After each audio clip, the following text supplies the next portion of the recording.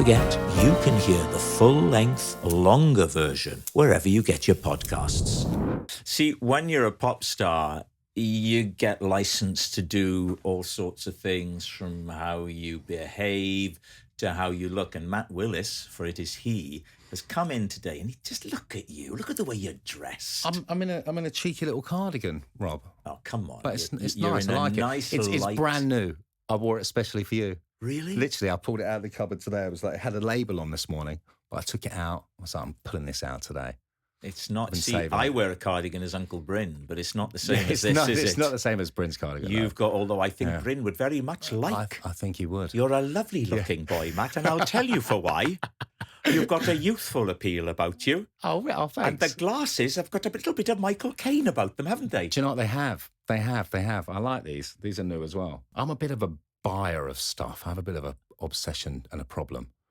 You've got a dopamine hit. A little dopamine hit. Yeah. I do dangerous. love to buy something. You know, it's not Ferraris and things. It's like it's Amazon parcels. How often do Amazon deliver at your house? Most days. Most days? Yeah. Well, it's like with books and things like that I would acquire. Do you read the books? And a few of them. I have lots of them which I haven't touched. I don't want to go off your clothes yet. Such a strong look, and you've got some chains hanging. I would love to wear chains. I will sometimes wear chains when I'm on holiday. Yeah? What kind of chain?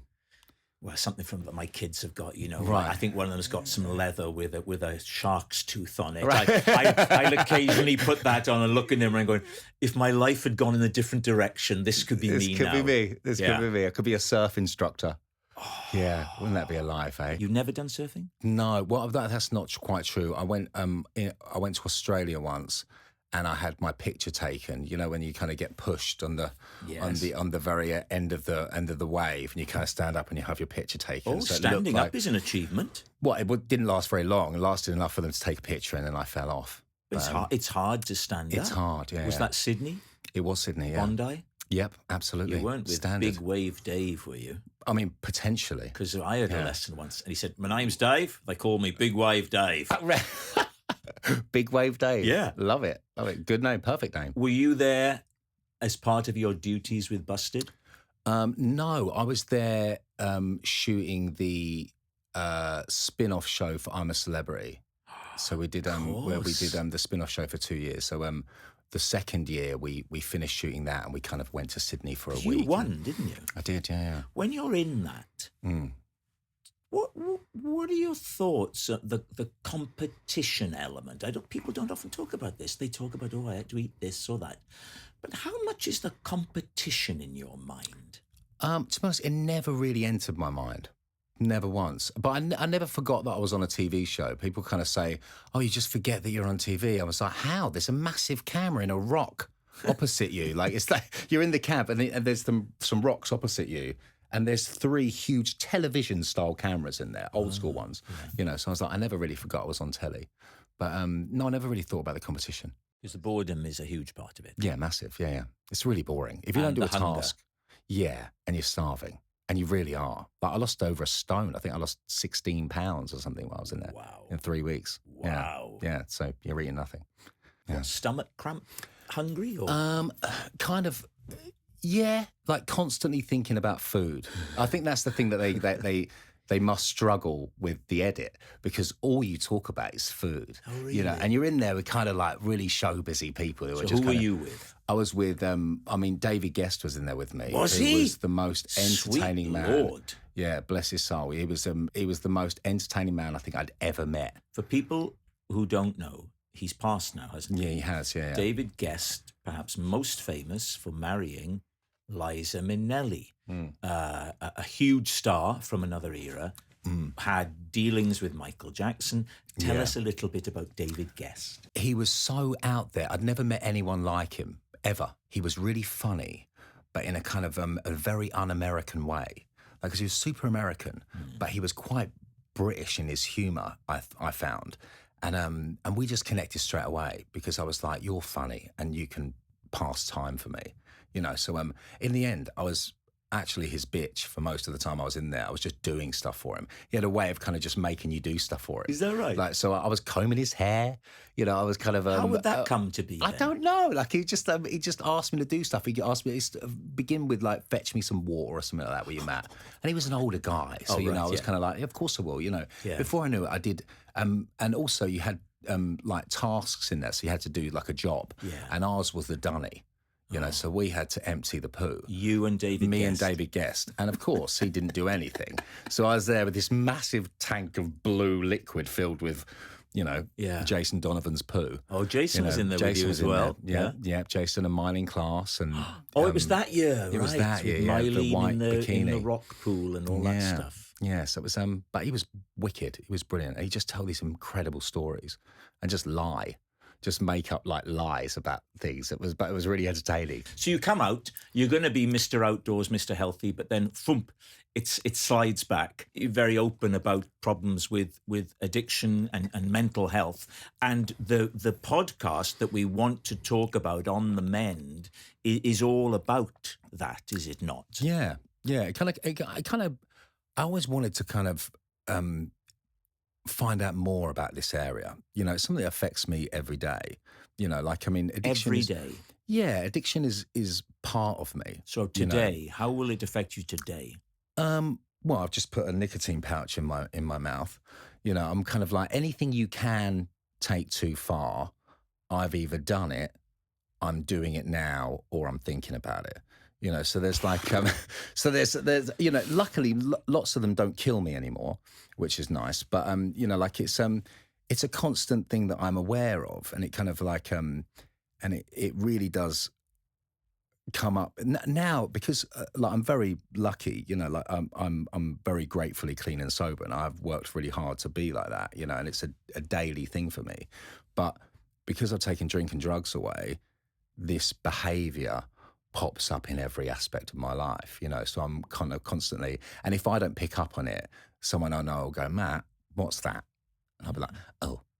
And what's that? Becoming obsessive about something, having addictive traits towards a thing? Yeah, pretty much anything, you know, like, so what like have you Amazon replaced parcels. it with? Or the Amazon, you know, okay, there we are. Anything, you know, like it's, you know, exercise, it's. You're in good shape. How often, what are you doing? I mean, well, to be fair, I've got a photo shoot tomorrow, which is quite a big one.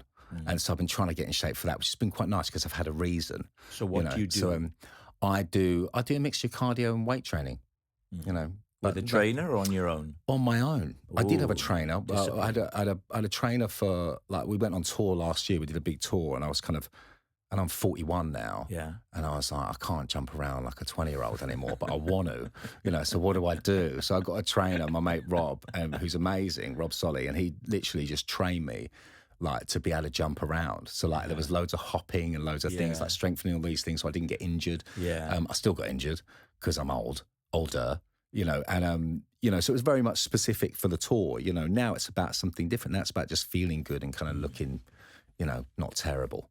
So you do something every day? I do. Yeah. I do something every day. Yeah. Like I was in the gym this morning at like 6 a.m. But I like that. I like getting it done first because otherwise the day gets in the way and I say I'm going to do it in the evening and I don't. But also I'm obsessed with cold water therapy. Like this cold plunge that's taken over my world. You know, I'm one of those guys. So am I. Are you really? Are you really? Yeah. Yes! Amazing. Are you really? This is great. We could talk about this. Fantastic. I've got someone else I can talk to about it. This is so great because everyone thinks I'm a weirdo. It's completely changed my life. When did you get into it? Well, it was about, when did it arrive? It arrived about February. I can't remember. I was at a festival last year and started chatting to some people that were demonstrating. And I'd been interested in, first of all, I got into sauna. Right. Me too. Yeah, so I do that as often as I can, every day if I'm at home. Yeah. Anyway, so it's been many months now. But we're not here to talk about me. Tell me about you. Oh, I want to hear about you in cold water, though, because I'm sick of boring myself talking about it. You know, I have been, I started taking cold showers, right? I heard about that guy, Wim Hof, you know, and before he did that TV show, I kind of heard about him. I heard him on Joe Rogan's podcast and other podcasts years ago. And so I started to do cold showers. And at the beginning it was horrendous. And then I got to like 2-3 minutes under this cold water, and I was like, I'm all right with this. Yeah. You know, so I went online and I found this company. This was a few years ago, and I bought a cold plunge, you know, and it goes to like 3 degrees. And I started at 11 degrees I gradually worked my way down, you know, and dude, I can't tell you how incredible I feel like when I get out. Like, and there's something in it for me. Like, I'm being, you know, I don't really like putting these labels of addict on myself, but I am, you know, like, so I need to get over that, you know, but there's something about dopamine which I love. I love it. I love me a bit of dopamine. And if I can get it that doesn't kill me and hurt the people I love, I'm going to get that, you know. So I then started to read about all the benefits that you can get from cold water. So the dopamine increase is 4 times base level. It lasts about 4 hours and slowly peters off. You know, when you think of cocaine, that is 100 times base level dopamine. It lasts 15 minutes and falls off a cliff. That wasn't going to be my second choice, but yes. What would be your second choice? A Kit Kat. A Kit Kat, exactly. Well, Kit Kat probably does it twice, you know. So it's better than that. It's better than a Kit Kat, but not quite cocaine. You went straight to cocaine like it was the obvious other thing. You said it was total, like the most normal thing. Look, to most people, cocaine is not a normal thing. It's outside of most people's experience. It shouldn't be. It's very Moorish. You know, it's very Moorish. So, but I love that. You know, so I get out of this cold water, right, and it's a physical attack. How long do you stay in? 2 to 3 minutes. Yeah. You know, that's kind of my normal. I always do 2 minutes, but most days I end up staying for 3 because I feel all right. I try and do 4. Do you really? Oh God! Tell you a funny thing that happened yesterday though. I was at 6 degrees. Now I'm competing with you in my head. I've got to do 4 minutes tomorrow. Okay. Well, no, wait till you hear this. Okay. So I would always do it after a sauna. Right. So I try and towel off the excess sweat. Yeah. Otherwise the water gets horrific. Yeah. Right. And I get in and I'm going, and I put some music on. Yep, absolutely. And I say, hey, Siri, I don't want to say it out loud because it'll ask me what I want. Set a timer for 4 minutes. Yeah. And I'm listening to music and I get in. You put your legs in first and then down I go, right? And I'm there and I'm good. It's good. And I'm feeling good. Oh, this is great. This is great. And I get up to about 3.5 minutes. And here's the thing. I remembered a thing I was a little bit worried about. Right. A health thing that has since proven to be nothing to worry about, in case listeners are concerned. And in that moment of remembering that, I had that sort of horrible feeling in my stomach that you can sometimes get if you're worried about something, where you go a bit cold. Yeah. And that just set me off. And I get out and I was shivering. Really? I never normally get that. Isn't that fascinating? And it took me ages. So what I'm saying is the mental aspect of it. Absolutely. It's huge. Yeah. It's massive. Like I learned lots about, because I went into Wim Hof quite a lot and I did his breath, which I had to stop actually because I was getting quite addict-like about it. You don't say. Yeah, a little bit. Who'd have thought it, Matt? Like, because you can, you kind of do this breath and then you breathe all the air out and you hold your breath. Yes. Right, and I could hold my breath for about 3.5 minutes with no oxygen in me. Wow. And then you take this breath, right? So then you breathe in and hold it for 15 seconds. And that is euphoric. And I loved it. So I knew that the longer I held my breath, the better that feeling would be. How does your wife cope with this side of you? And what is she like? She's the opposite of me, which I think is what works so well. Right. She's so not like that. She just rolls her eyes at some new thing like that I'm into. Like at the moment it's golf. I've become that guy. You know, like, and she just like rolls her eyes, you know. But she's she's very quick to pick me up on something, to kind of say, you know, you maybe need to watch. How did you meet her?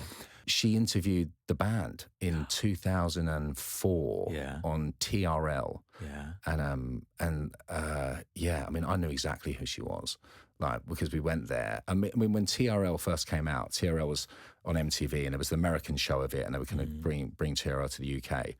And we were up for the first show. And so it was going to be Busted and the Foo Fighters on the first TRL show. And we were so excited because it was a big deal, and we were doing this show with MTV in America at the time. So it fit in perfectly. And the last minute we got dropped for Blazing Squad.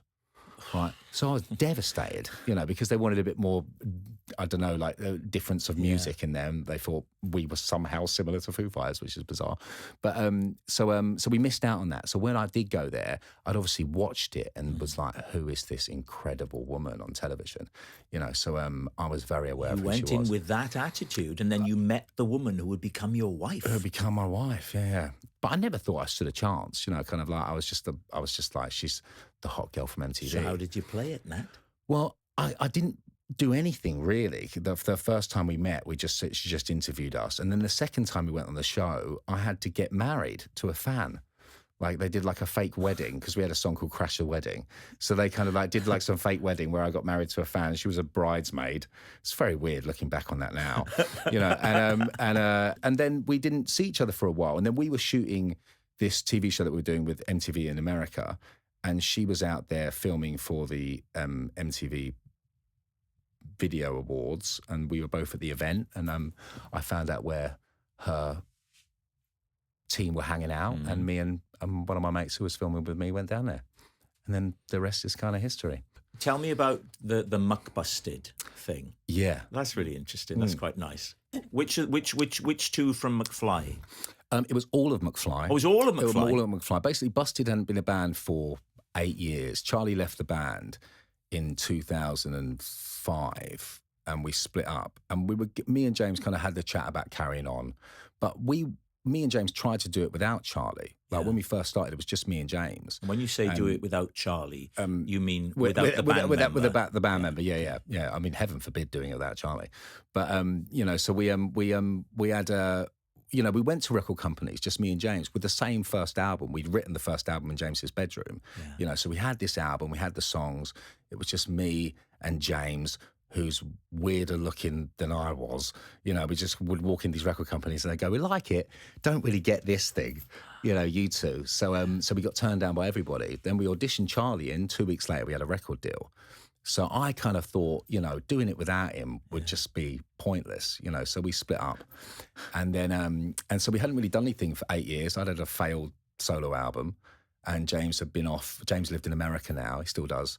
And so we hadn't really been around for a long time. Why had Charlie gone? Why did he leave? Charlie was in a metal band called Fight Star, and he loved it. He just wanted to do that. It was kind of like he didn't really like pop. I mean, when he first got in a band, when we first wrote all these songs, like I said, we were influenced by Green Day and Blink-182. We made demos in our bedroom. We thought we were going to be that, right? And then before we knew it, we were on the Smash Hits tour with Atomic Kitten. It was a very different vibe to what we kind of thought it was. But me and James were like, this is wicked, crack on. Charlie was like, this is not what I signed up for. Oh, that's funny. So he goes, right. And then so the McBusted thing. So then basically James was backstage with McFly at one of their gigs in Manchester, and their support actor got sick and couldn't go on. So they said, James, go up and sing a few songs. So he went up and sung 2 Busted songs with just an acoustic guitar, and like in a theatre in Manchester, and the place went nuts. Wow. And then he kind of rung me and was like, "Do people still care?" Oh. And I was like, "What?" It was such a nice scene thing. In the biopic. Yeah, it was such a nice feeling that he'd done that, and people sung every word, and it was like, wow, and it was an album track as well. It wasn't like Year 3000 or one of the big songs. It was like an album track, and so I went with him, and he played in London with them. And I sat in the audience and watched and saw everyone sing along, and the place went crazy for him. And I was like, oh man, this is great. And so we literally I went backstage, and McFly were like, you guys need to do something again. We're like, well, without Charlie, I don't really know what we'd do, And then we kind of had this idea to go on tour together, and it was going to be Busted and McFly, and we would sing each other's songs, and we kind of like all be on to stage together. And before we knew it, we kind of like made this new kind of supergroup called McBusted, which made sense. McFly, Busted, McBusted. And we just went on tour together, and it was awesome. And you would you would do all of you would do the songs of both bands. Yeah, both bands. Because that must have been great. It was great. It was great. It was like a little 6-piece band. It was just really fun. But also, it's like a breath of fresh air for McFly to get to do your songs because they get to do something different, and for you to do their songs. Yeah. And I mean, we never expected it to be quite as big as it was because, I mean, McFly were kind of playing theatres at the time and we sold 30 arenas. So it was like, it was a big jump, you know, for them. And for us, we haven't played since we split up when we were doing arena tour. So it was like, it was a big kind of like, wow, we're kind of back doing this stuff. And we were stoked to be playing again. 30 arenas. Yeah, I mean, it went nuts. And then we played Hyde Park. So we played, you know, like That's at the end massive. of that, at the end of that tour, we sold out Hyde Park at the end of it, which was just, I mean, it was crazy, you know. Tell me what you've done in the last couple of days over the weekend. We had a gig we took the bus to Bristol.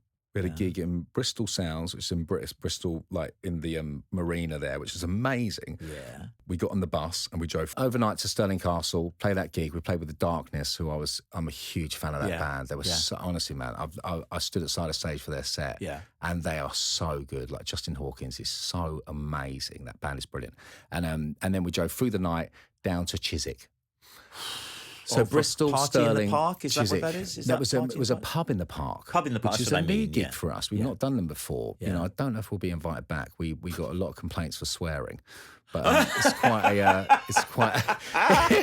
quite you know, a kind of nice festival. A nice festival, and we're and like, you've just come from Stirling Castle with The Darkness. With The Darkness, we're like, how the fuck you doing? And everyone's like, ooh.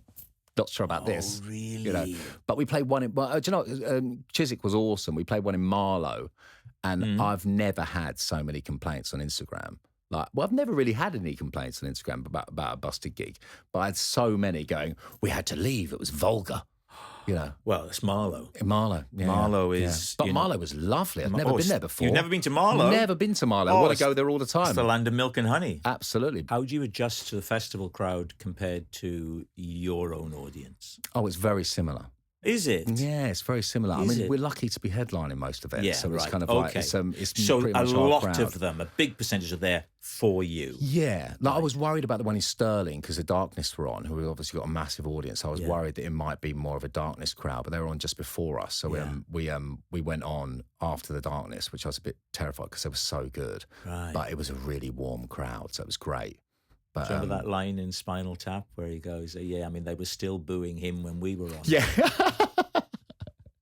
Absolutely. We haven't had that yet. Yeah, like we played Download Festival a couple of weeks ago. Which is like a metal hard rock festival. Yeah, right? And Busted played. I mean, when it came through, the offer came through. We were like, what? You know, because it's like this is the thing is this is. I don't sound too. I don't know how to come across here, but I love that festival. I love these bands that play it, and I kind of like. And to be welcomed at that at this point in our career was a big moment for me. So I really wanted it to go well. And we played a tent, which was 10,000 people in this tent, and 35,000 people turned up. So like it was uncontrollable. Wow. You couldn't get anywhere near the field. Like it was insane. And it was an amazing moment in our career because we're like, we've been accepted in a world that we respect. You know? You know, from those days of smash hits with Atomic Kitten, we're now playing Download and being accepted there. So it was nice. It was what good. would Charlie have made of that? He loved it. You know, so he was back with you for that?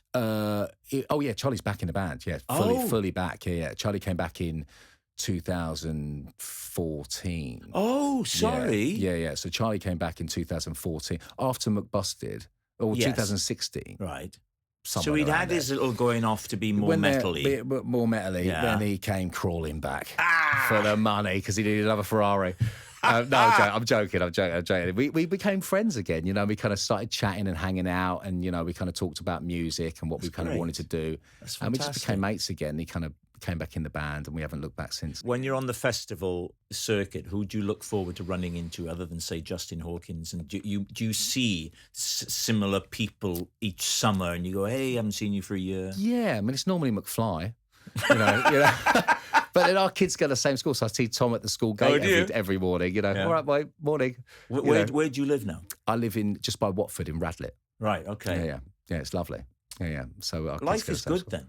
life is beautiful, man. Yeah. I'm in a really good place at the moment. Yeah, yeah. Like, you know, I've kind of been through some shit, but right now I feel really kind of like, I don't know, it feels really good. And the podcast thing, you probably have like loads of control over that. You sit down, you interview people. You've got coming up on this next, is it the next? Yeah, we'll be coming out in, this says. We're out. We have Vicky Patterson on. She's Ruby been great. Wax. Ruby Wax has been on. And She's coming out this Lily. week. Nikki Lily's been out. She's great. Robbie's done this one. I know. I heard him on your podcast. It was fantastic. It was fantastic. You had a big conversation about socks. That's right. Yeah.